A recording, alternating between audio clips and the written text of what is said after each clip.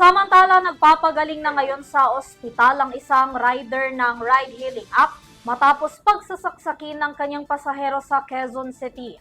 Ang biktima, tinangay pa ang kanyang motorsiklo. Narito si Dan Villegas.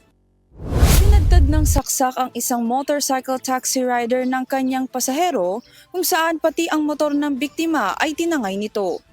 Kalunos-lunos ang sinapit ng isang 43 years old na motor taxi rider nang bigla na lamang siyang saksakin ng kanyang pasahero nang makapasok sa isang madilim na eskinita sa barangay Pag-ibig sa Nayon sa Quezon City.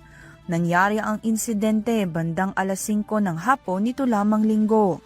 Kuha sa CCTV footage ang karumal-dumal na ginawa ng suspect sa biktima, kung saan kita rito ang biglaang pagsaksak patalikod ng pasahero sa rider at pagtumba nito sa motor. Matapos saksakin na maraming ulit, itinayo at kinuha ng suspect ang motor, saka tinangay ito palayo.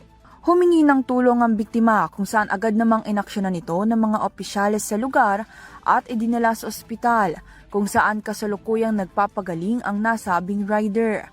Nagtamo ang biktima ng nasa 10 saksak sa iba't ibang bahagi ng kanyang katawan. Patuloy na tinutugis ng kapulisan ng suspect kung saan naglunsad ang mga ito ng isang manhunt operation para mahuli na ang nasabing individual. Para sa Year TV News, Dan Villegas sumasaludo sa bawat Pilipino.